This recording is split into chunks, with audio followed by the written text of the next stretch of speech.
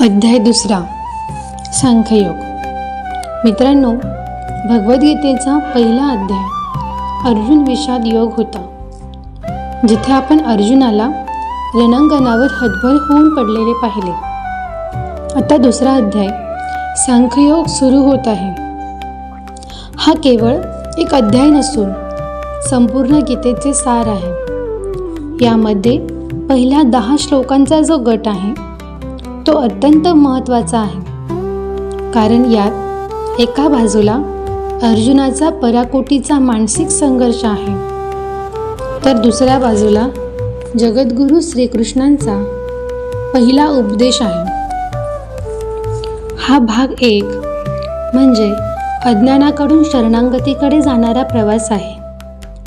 जोपर्यंत अर्जुन शरणागत होत नाही तोपर्यंत प्रत्यक्ष ज्ञान सुरू होत नाही. चला तर मग या ऐतिहासिक संवादाचे पहिले 10 श्लोक आणि त्याचे अर्थ समजून घेऊ.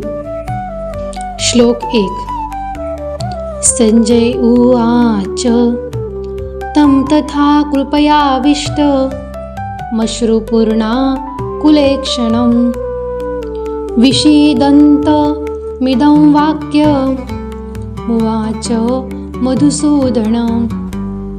मित्रांनो, पहिल्या अध्यायाच्या शेवटी आपण पाहिले की महान धनुर्धर अर्जुन हतबल होऊन रथात बसला आहे. या दुसऱ्या अध्यायाची सुरुवात करताना संजय सांगतोय की अत्यंत करुणेने ग्रासलेल्या, डोळ्यात अश्रू असलेल्या आणि अत्यंत दुःखी झालेल्या अर्जुनाला पाहून भगवान मधुसूदन बोलू लागले. विचार करा, जेव्हा एखादा कठीण प्रसंग येतो तेव्हा आपले डोळे अश्रूंनी भरतात आणि बुद्धी काम करणे थांबवते. ही स्थिती अर्जुनाची झाली आहे. अशा वेळी जो आपल्याला सत्याची वाट दाखवतो तोच खरा मार्गदर्शक असतो. श्रीकृष्ण आता अर्जुनाला या मानसिक अंधकारातून बाहेर काढण्यासाठी पहिले पाऊल उचलत आहेत. श्लोक 2. श्री भगवानुवाच कुतस्त्वा कश्मलमिदं विषमे समुपस्थितम् अनार्य जुष्टमस्वर्ग्य मकीर्ती करमर्जुन. श्रीकृष्ण अर्जुनाला लाडात न घेता थेट प्रश्न विचारतात. हे अर्जुना, अशा ऐन युद्धाच्या वेळी तुला हा मोह कुठून आला? ते स्पष्ट शब्दात सांगतात की असे वागणे श्रेष्ठ पुरुषांना शोभत नाही.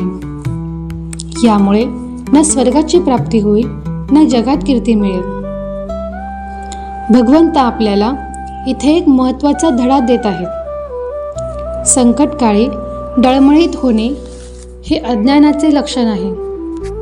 आपण स्वतःला खूप प्रगत समजतो, पण जेव्हा जबाबदारीची वेळ येते तेव्हा आपण पळवाट शोधतो. श्रीकृष्ण अर्जुनाला जाणीव करून देत आहेत की तुझी ही दया नसून ते तुझे अज्ञान आहे, जे तुझी प्रगती रोखत आहे. श्लोक 3. क्लेब्यं मास्मगम पार्थ नैतत्व युपपद्यते शूद्रं हृदय दौर्बल्यं त्यक्तोत्तिष्ठ परन्तप. हा श्लोक मरगळलेल्या मनाला उभारी देणारा मंत्र आहे. श्रीकृष्ण कडक शब्दात म्हणतात, हे पार्था, या नपुसंकत्वाला प्राप्त होऊ नकोस. हे तुला मुळीच शोभत नाही. तुझ्या मनातील हे शूद्र दौर्बल्य, ही भीती वृत्ती झटकून टाक आणि युद्धासाठी उभा राहा. येथे भगवंत आपल्याला शिकवतात की परिस्थिती कितीही कठीण झाली तरी मनातील भीती हाच आपला सर्वात मोठा शत्रू आहे. हृदयाचे हे दुबळेपण झटकल्याशिवाय आपण जीवनात कोणतेही मोठे कार्य करू शकत नाही. स्वतःला ओळख, तुझे सामर्थ्य ओळख आणि कर्मासाठी सज्ज हो. हाच संदेश श्रीकृष्ण अर्जुनाला आणि पर्यायाने आपल्याला देत आहेत. श्लोक 4.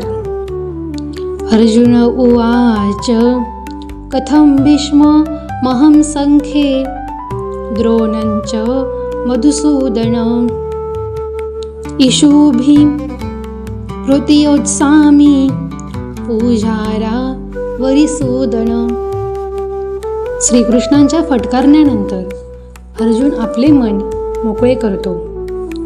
तो विचारतो, हे मधुसूदना, जे भीष्म पितामह आणि गुरु द्रोणाचार्य माझे अत्यंत आदरणीय आहेत, ज्यांच्या चरणावर मी फुले वाहिली पाहिजेत, त्यांच्यावर मी रणांगणात बाण कसे सोडू? मित्रांनो, अर्जुनाचे हे बोलणे आपल्याला खूप भावनिक आणि योग्य वाटू शकते, पण इथेच मोह लपलेला असतो.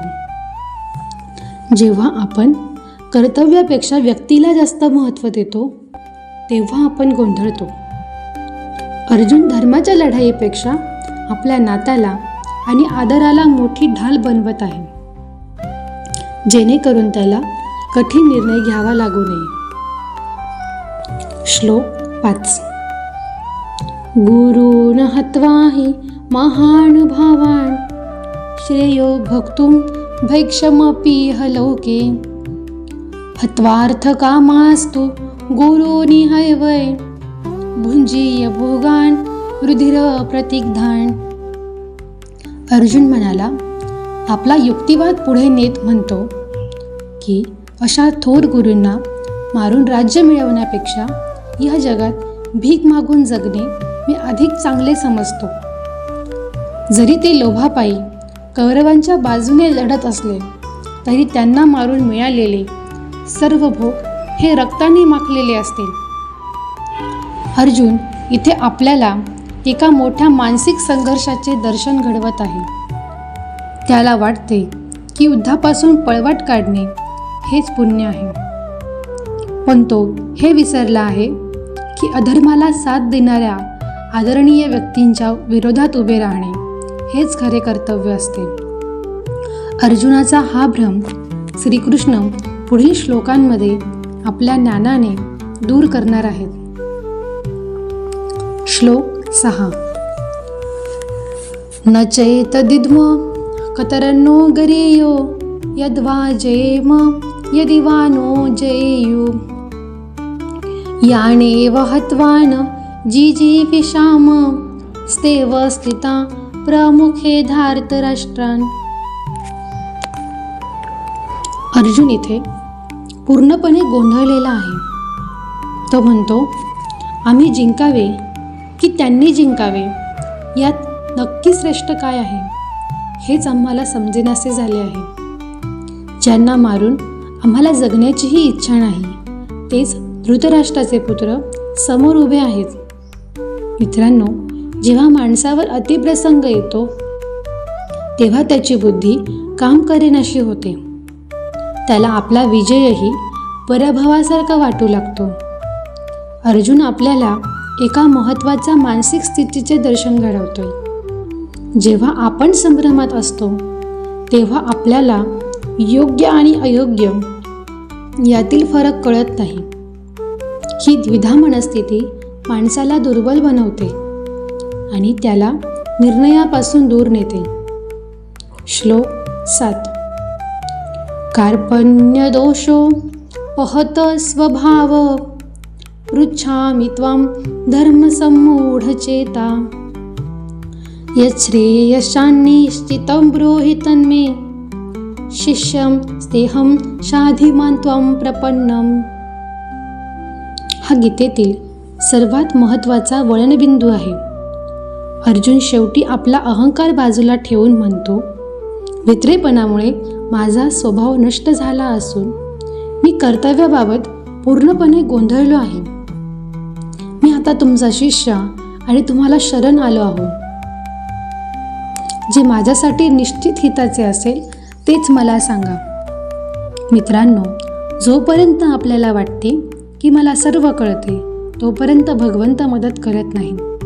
पण जेव्हा आपण मीपणा सोडून एखाद्या सद्गुरूंना शरण जातो तेव्हा खरा ज्ञानाचा मार्ग मोकळा होतो. अर्जुनाची ही शरणागतीच त्याला जगातील सर्वात मोठे तत्वज्ञान ऐकण्यास पात्र बनवते. श्लोक 8.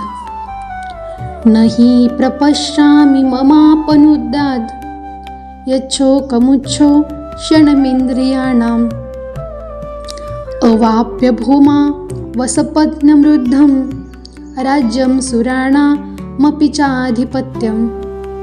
अर्जुन श्रीकृष्णांना सांगतो की जरी मला पृथ्वीवर निष्कटंक राज्य मिळाले आणि स्वर्गाचे इंद्रपद मिळाले तरी माझ्या इंद्रियांना वाळवून टाकणारा हा शोक दूर होईल असे मला वाटत नाही. तो आपल्याला जीवनाचे एक मोठे सत्य सांगतोय. बाह्य यश, पैसा किंवा पद आपल्या मनातील खोल दुःख कमी करू शकत नाही. मानसिक शांती आणि आनंदासाठी केवळ भौतिक गोष्टी पुरेशा नसतात. आपण अनेकदा बाहेर सुखाचा शोध घेतो, पर अर्जुन इथे मान्य करतोय की त्याला आंतरिक ज्ञानाची आणि मार्गदर्शनाची गरज आहे. जोपर्यंत आत्मिक समाधान मिळत नाही तोपर्यंत जगातील सर्व ऐश्वर्य व्यर्थ वाटते. श्लोक 9. संजय उवाच एवं मुक्त्वा ऋषिकेशं गुडाकेश परन्तप नयोत्स्य इति गोविंद मुक्त्वा तुष्णी बहुवः. संजय धृतराष्ट्राला सांगतो की शत्रूंना ताप देणाऱ्या अर्जुनाने श्रीकृष्णांना आपले मन मोकळे केले आणि मी युद्ध करणार नाही असे स्पष्ट सांगून तो गप्प बसला. मित्रांनो, ही ती स्थिती आहे जिथे माणूस आपले सर्व विचार मांडून थकतो आणि मौन धारण करतो. जेव्हा आपले शब्द संपतात तेव्हाच भगवंताचे शब्द ऐकू येतात. अर्जुनाचे हे मौन पराभवाचे नसून ते एका मोठ्या गुरुपुढील नम्रता आहे. तो आता रिकाम्या पात्रासारखा झाला आहे ज्यामध्ये श्रीकृष्ण ज्ञान भरणार आहेत. जीवनात जेव्हा काहीच सुचत नाही तेव्हा शांत होऊन भगवंताच्या मार्गदर्शनाची वाट पाहणे हेच योग्य असते. श्लोक 10. तमुवाच ऋषिकेश प्रहसन्निव भारत सेनयो उभयोर्मध्ये विषीदन्त मिदं वच. दोन्ही सैन्याच्या मध्यभागी अर्जुनाला एवढ्या मोठ्या शोकात पाहून भगवान श्रीकृष्ण जणू काही उपहासाने किंवा हसत हसत बोलू लागले. भगवंताचे हे हसणे अर्जुनाचा अपमान करण्यासाठी नव्हते तर त्याच्या अज्ञानावर होते. श्रीकृष्ण आपल्याला सुचवत आहेत की ज्या समस्यांना आपण डोंगरा एवढे मानतो त्या ईश्वरी दृष्टिकोनातून किती क्षुल्लक असतात. आता इथून खऱ्या गीतेच्या उपदेशाला सुरुवात होते. भगवंताचे हे स्मित हास्य आपल्याला सांगते की जीवनातील कोणत्याही संकटांवर ज्ञानाच्या बळावर हसत हसत मात करता येते. आता रडणारा अर्जुन आणि हसणारे श्रीकृष्ण यांच्यातील हा संवाद आपल्याला मोक्षमार्गाकडे नेणार आहे. श्रीमद भगवद्गीतेचे दिव्य ज्ञान रोज संध्याकाळी 6 वाजता ऐकण्यासाठी व नवीन भाग सर्वप्रथम आत्मसात करण्यासाठी आमच्या चॅनलला सबस्क्राईब करा, व्हिडिओला लाईक करा आणि बेल आयकॉनवर क्लिक करा.